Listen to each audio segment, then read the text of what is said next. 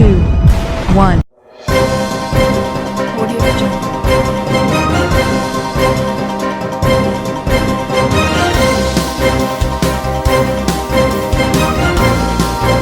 Jungle. Audio Jungle. Audio Jungle.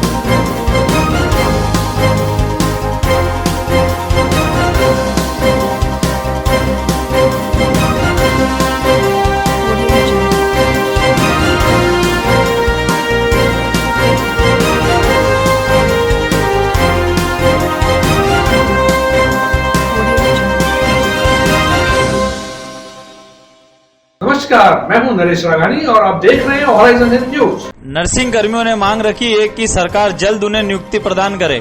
2018 nursing भर्ती की नियुक्ति दी जाए, सरकार से मांग करी व प्रदर्शन किया। गौरतलब है कि नर्सिंग कर्मी पिछले 3 दिनों से आंदोलन कर रहे हैं और वह मांग कर रहे हैं कि जल्द उनकी मांगे पूरी की जाए। साथ ही जिला कलेक्टर को उन्होंने मुख्यमंत्री के नाम और चिकित्सा मंत्री के नाम ज्ञापन सौंपकर अपनी मांगों से अवगत कराया और जल्द ही अपनी मांगों को पूरी करने की मांग रखी। आज आंदोलन का चयनित नर्सिंग भर्ती 2018 चयनित संविदा नर्सेज का आंदोलन का आज तीसरा दिन है। पूरे प्रदेश में गेट मीटिंग कर व पोस्ट कार्ड अभियान कर सरकार व प्रशासन को चेताया जा रहा है कि जो नर्सिंग भर्ती में सेलेक्टेड चयनित संविदा नर्सेज हैं उनको जल्दी से जल्दी 29 अप्रैल ज्वाइनिंग डेट मानते हुए पोस्टिंग दी जाए। आज आंदोलन का तीसरा दिन था। जेएनएन चिकित्सालय के समस्त संविदा नर्सेज हैं जो चयनित हैं इस नर्सिंग भर्ती में, उनको पोस्टिंग नहीं दी गई है। उनके कार्य ग्रहण और जो पदस्थापन है वो जहाँ पे हुआ है वहाँ पे अभी तक भेजा नहीं गया है और उनका जो कार्य ग्रहण पर रोक लगाई गई है। तो हम राज्य सरकार व प्रशासन से मांग करते हैं कि जल्दी जल्दी हमारे जो कार्य ग्रहण है उस पर रोक हटाकर जल्दी जल्दी जो चयनित संविदा नर्सेज उनको मूल पदस्थापन जगह पर भेजा जाए और उनके प्रोविशन काल की गणना की जाए। मैं गंगाशरण जाटव, जिलाध्यक्ष राजस्थान नर्सेज एसोसिएशन, जिला शाखा अजमेर। अग्रवाल सेवा संस्था द्वारा मनोनीत पार्षद शैलेंद्र अग्रवाल का किया स्वागत। शैलेंद्र अग्रवाल को राजस्थान सरकार द्वारा नगर निगम अजमेर में पार्षद मनोनीत करने पर अग्रवाल सेवा संस्था की ओर से स्वागत अभिनंदन कार्यक्रम पट्टी कटला अजमेर में आयोजित किया गया। संस्था के अध्यक्ष डॉक्टर विष्णु चौधरी व सचिव प्रदीप बंसल ने बताया कि कार्यक्रम में संस्था की ओर से शैलेंद्र अग्रवाल का माल्यार्पण कर तथा शॉल व सांपा पहनाकर अभिनंदन किया गया एवं इनकी नियुक्ति कर राज्य सरकार द्वारा वैश्य समाज को प्रतिनिधित्व देने पर राज्य सरकार व इनकी नियुक्ति करने वाले सभी नेताओं का आभार व्यक्त किया तथा अग्रवाल को उज्जवल भविष्य की शुभकामनाएं दी गई। आज अग्रवाल सेवा संस्था द्वारा श्री शैलेंद्र जी अग्रवाल जो कांग्रेस सरकार द्वारा मनोनीत पार्षद हैं, उनका समाज के मर से हमारी संस्था की ओर से इनका स्वागत किया गया। और ये संस्था सन 1952 से अजमेर में कार्यरत है और अजमेर शहर की सबसे पुरानी संस्था है। और हम कांग्रेस सरकार का भी अभिनंदन करते हैं, वो उसका आभार व्यक्त करते हैं कि उन्होंने हमारे समाज से किसी व्यक्ति को मनोनीत किया। और श्री शैलेंद्र जी ने कोरोना काल में और वैसे भी समाज के हर संस्थाओं से इनका हमेशा से संपूर्ण योगदान रहता है, तन मन धन से। कभी भी ये समाज के किसी भी आदमी को या किसी भी संस्था को अवॉइड नहीं करते। हम इनकी हार्दिक शुभकामनाएं हैं कि आगे जाकर के ये एमएलए बने, हमारी यही शुभकामनाएं हैं। आपका नाम? डॉक्टर विष्णु चौधरी। दयानंद महाविद्यालय में आज ग्लोकल ग्रीन संस्था और दयानंद महाविद्यालय प्रशासन के संयुक्त तत्वावधान में पौधारोपण कार्यक्रम आयोजन किया गया। महाविद्यालय प्राचार्य डॉक्टर लक्ष्मीकांत सहित महाविद्यालय doctor NK Singh, doctor Ali, doctor Mahavir Prasad, Prashant Kumar सहित उपस्थित थे। ग्लोकल ग्रीन संस्था के प्रभारी निधि सिंह ने बताया कि उनकी संस्था मानसून के समय में अधिकतम पौधारोपण लगाकर अजमेर को हरा भरा करने के उद्देश्य से कार्य कर रही है, जिसमें उनकी संस्था के स्वयं सेवकों द्वारा पुष्कर में सावित्री माता टेम्पल के आसपास करीबन 2 टन प्लास्टिक का कचरा जन संयोग के साथ एकत्रित किया गया था। साथ ही निधि सिंह ने बताया कि सभी कार्यकर्ताओं ने मिलकर सोशल वर्क से संबंधित अनेक कार्य उनकी संस्था के जरिए किए जा रहे हैं। अजमेर और ग्लोकल ग्रीन एक NGO सोसाइटी है, इनके माध्यम से दयानंद कॉलेज ग्राउंड में हमने 51 पौधे लगाए हैं, जिसका हमारा मेन मकसद यही है कि गो ग्रीन। जब हम हरियाली करेंगे, हम साफ़ सुथरा वातावरण करेंगे, तभी कुदरत हम पर मेहरबान होगी। और आजकल जितनी भी डिस्टर्बेंसेस हो रही हैं वो इकोलॉजिकल डिस्टर्बेंसेस जो हैं वो वृक्ष काटने से हो रही हैं। और हमारा ये प्रयास रहा है पिछले 3 साल से कि हम अपने कैंपस को, अपनी ग्राउंड्स को और हर जगह जहां पॉसिबल हो सके ग्रीनरी लगाएं, वृक्ष लगाएं, ताकि ऑक्सीजन मिले सभी को और वातावरण शुद्ध हो। और हमारे साथ इस क्लब की जो प्रेसिडेंट है वो भी हमारे साथ है। आप अपना परिचय दीजिए। इतनी बढ़िया अपॉर्चुनिटी दी कि हम अपने प्रिय पौधों को एक ऐसी जगह लगा पाए जहाँ उनका ध्यान रखा जाएगा, जहाँ उनकी एक भविष्य है। वैसे तो हम लोगों का प्लान था कि इस साल हम 1000 पौधे लगाएं, बट कोरोना की वजह से हम थोड़े से पीछे रह गए। बट इस साल के अंदर ही हम लोगों ने 2 टन प्लास्टिक पुष्कर से दूर किया है। सावित्री माता टेम्पल और मेला ग्राउंड से हम लोगों ने, सारे वॉलंटियर्स वाला ग्रुप है ये, तो सब ने वॉलंटियरिंग की है, भले सिर्फ हम लोग हों या विदेशी पर्यटक हों, सब लोगों ने आके हमारी हेल्प की। तो हम लोग आज जाके इनके पास आ पाए कि हमारे पास पौधे, इसका हम लोग इस साल पौधे तो 300 लगा चुके हैं इसी तरीके की जगहों पे जहाँ उनका ख्याल रखा जा सके।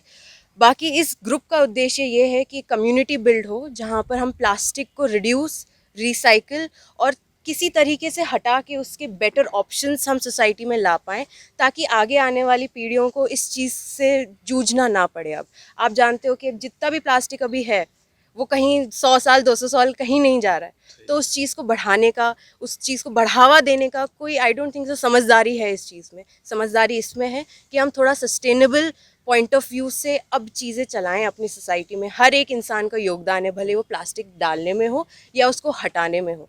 तो हमारा यही उद्देश्य है कि लोकली और ग्लोबली हर तरीके से हम इस आइडिया को सबको बताएं, ताकि और लोग इस चीज़ से इंस्पायर होकर थोड़े सी चेंजेस लेके आएँ अपनी ज़िंदगी में। कितने जने आपकी टीम में? अभी हमारे टीम में ऐसे मोटा मोटा तो 15-20 जने हैं। बाकी वॉलंटियर्स हमारे पास 40-50 आते रहते हैं, डिपेंडिंग ऑन, जैसे स्कूल के बच्चों से हम बात करते रहते हैं तो उनके बच्चे आते रहते हैं।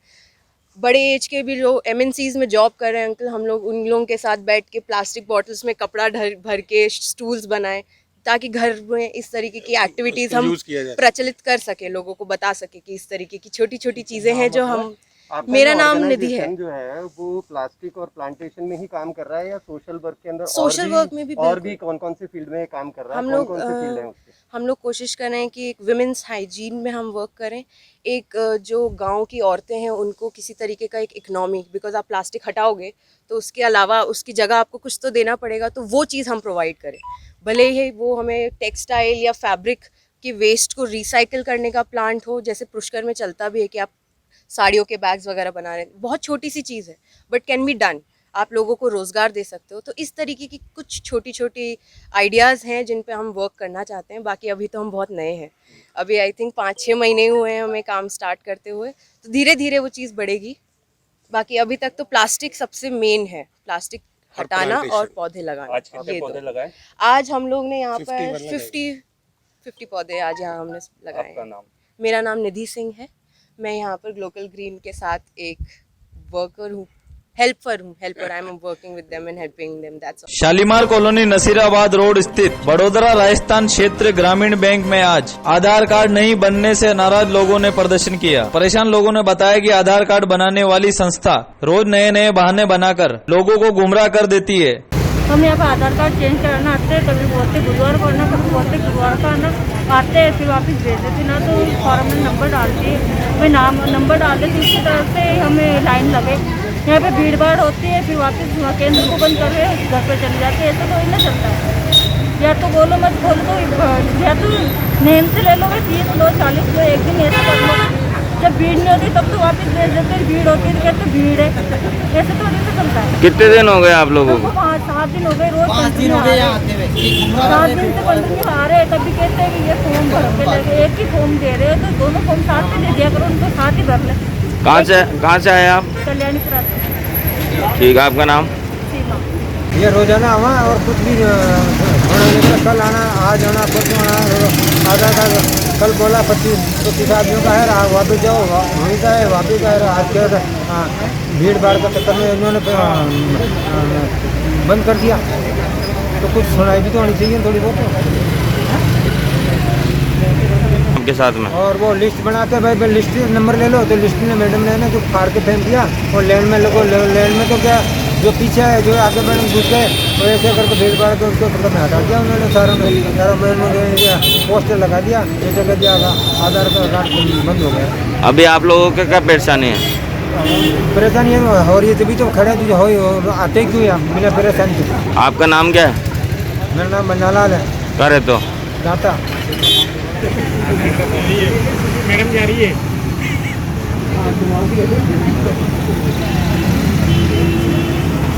आज फिर अजमेर में एक बार हुआ कोरोना का विस्फोट। अजमेर से 20 कोरोना पॉजिटिव मरीज आए सामने, वहीं 2 कोरोना पॉजिटिव की हुई मौत। अलग अलग जगहों से मिले कोरोना पॉजिटिव, जिनको उपचार के लिए जेएलएन अस्पताल में भर्ती कराया गया। डॉक्टर संजीव मशूरी ने की पुष्टि। आज जो जेएलएन अस्पताल में रिपोर्ट हमें प्राप्त हुई है, उसमें शहर के विभिन्न स्थानों से 20 पॉजिटिव पेशेंट की हमें रिपोर्ट प्राप्त हुई है। ये पेशेंट वो हैं जो कि डिफरेंट लोकेशन पर उन्होंने टेस्टिंग कराई है।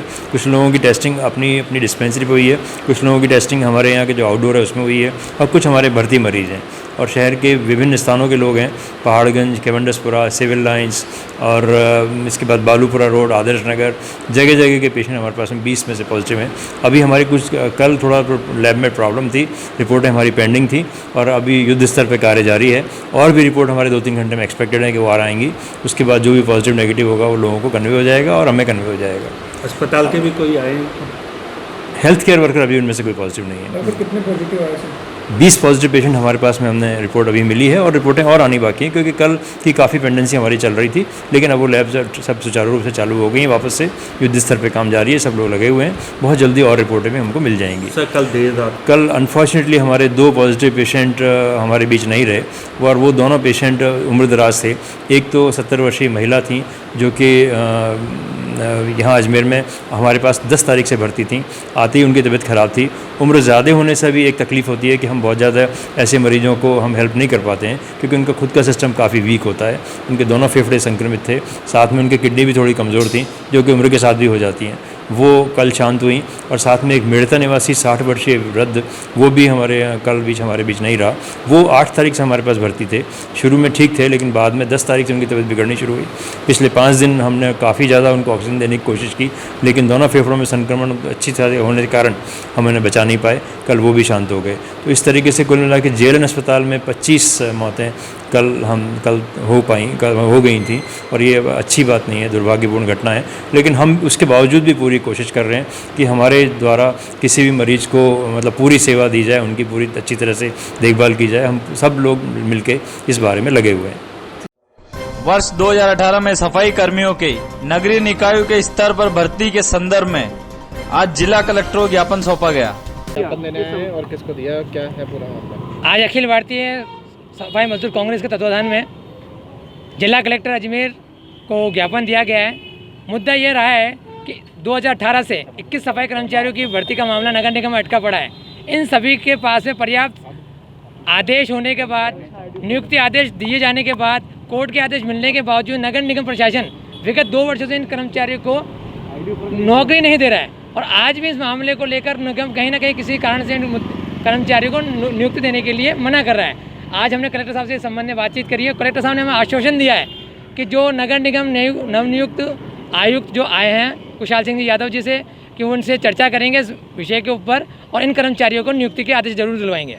विश्व युवा कौशल दिवस के मौके पर आज संभागीय आयुक्त डॉक्टर अरुषि मलिक ने नगर निगम के आर्किटेक्चर व राजस्थान के एम्बेसडर का वीडियो कॉन्फ्रेंस द्वारा सम्मान किया। सक्षम युवा कार्यकर्ताओं में वर्चुअल जॉब फेयर का उद्घाटन व ब्रांड एम्बेसडर की उपाधि दी। आज माननीय मुख्यमंत्री महोदय द्वारा जो सक्षम युवा कैंपेन है, उसके तहत में जो स्किल एम्बेसडर्स हैं सभी जिलों के, उनका जो है BC के माध्यम से उनका सम्मान किया गया। साथ ही राज्य स्तर पे भी जो हमारे स्किल आइकन हैं उनका सम्मान माननीय मुख्यमंत्री महोदय द्वारा स्वयं किया गया। साथ ही मुझे बताते हुए बहुत प्रसन्नता है कि जो लेबर डिपार्टमेंट है उसमें basically recruit, train and deploy RTD, इस तरह से जैसे पहले स्किल ट्रेनिंग हुआ करती थी और फिर रिक्रूटमेंट किए जाते थे, उसको आगे बढ़ाते हुए राज्य सरकार ने यह निर्णय लिया है कि हमारा मेन फोकस ये रहे कि जो बड़े बड़े स्पेशली औद्योगिक प्रतिष्ठान हैं, और हमारे अजमेर संभाग में कई ऐसे प्रतिष्ठान हैं जहाँ पर जो हमारे स्थानीय संभाग के युवा हैं उनको डिप्लॉय किया जा सकता है। तो इसमें पहले रिक्रूटमेंट है, उसके बाद वह औद्योगिक प्रतिष्ठान स्वयं ट्रेनिंग दें, और उसके पश्चात वहीं उसी संस्थान में उसका डिप्लॉयमेंट कर दिया जाएगा। इसका विशेष प्रयास हम अपने अजमेर संभाग में करेंगे। और जो हमारे 2 आइकन हैं, एक तो ITI से शिक्षा प्राप्त किए हुए और एक RSLDC। रामगंज थाना क्षेत्र में हुई लूट की वारदात, पुलिस पहुंची मौके पर। अज्ञात लुटेरों ने कार चालक से झगड़ा कर दिया वारदात को अंजाम। बाइक पर आए थे अज्ञात लुटेरे, करीब 55 लाख रुपए बताई जा रही है कीमत। पुलिस कर रही है मामले की पड़ताल।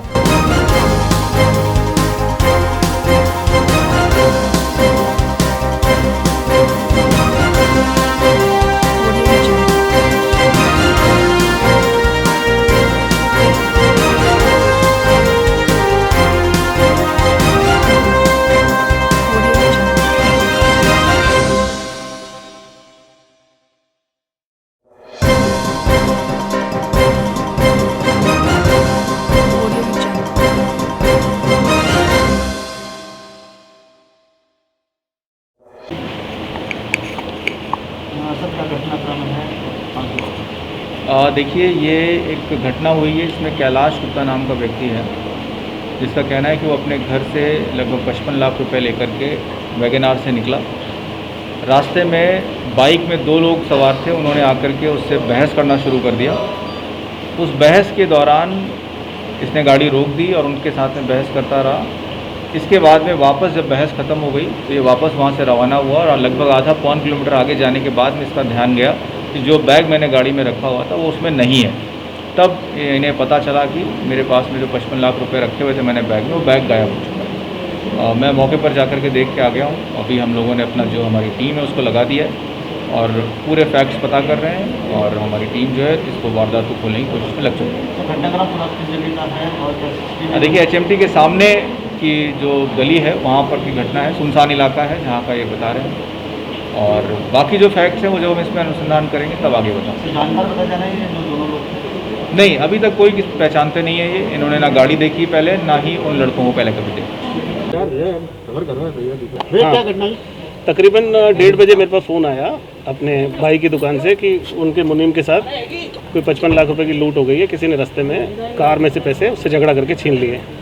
तो वो दुकान से वो घर गया, घर पे स्कूटर रख के फिर वहाँ से कार लेकर दुकान पैसे आ रहा था बैंक में डालने के लिए।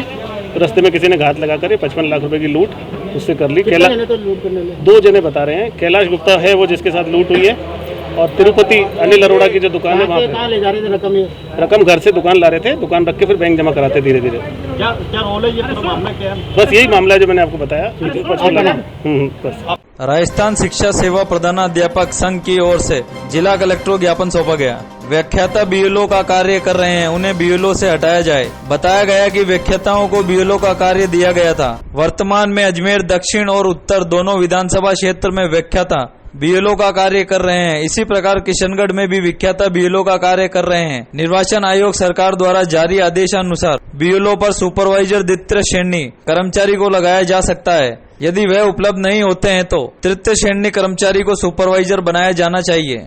मैं गोविंद सिंह चौहान, जिलाध्यक्ष रेसला अजमेर। पूरे अजमेर जिले के अंदर व्याख्याताओं को BLO बनाया गया है, तो BLO हटाने के लिए माननीय कलेक्टर साहब से हमने ज्ञापन दिया है। कलेक्टर साहब को उन्होंने हमारे को पूरा आश्वासन दिया है कि व्याख्याता एक राजपूतिक अधिकारी पद है, इसलिए उनको हम हटा करके सुपरवाइजर बना देंगे। और श्रीमान कलेक्टर साहब का बहुत बहुत धन्यवाद, उन्होंने हमारे को पूरा रेस्पॉन्स दिया और संगठन की तरफ से उन्होंने कहा कि कोई भी समस्या हो तो आप जरूर आकर के मिलें। गोविंद सिंह चौहान, जिलाध्यक्ष रेसला अजमेर। मैं विनोद तिवारी, जिलाध्यक्ष राजस्थान प्राथमिक माध्यमिक शिक्षा संघ। अभी गत दिनों के अंदर नगर निगम के जो चुनाव हो रहे हैं उसके अंदर जितने भी व्याख्याता हैं उनको इन्होंने अध्यापक दर्शाकर सबको BLO बना दिया गया है।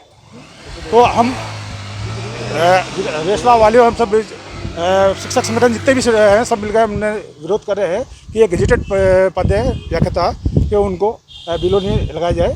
हम चुनाव या कोई से भी कार्य होता है उसके लिए मना नहीं करते हैं, किंतु हम हमारे पद के गरिमा के अनुसार हमें कार्य किया जाए। नाम बताइए। विनोद तिवारी, जिलाध्यक्ष राजस्थान प्राथमिक माध्यमिक शिक्षक संघ। विस्तार से पढ़ने के लिए लॉग इन करें horizonn.com। सच के साथ। Audio Jungle.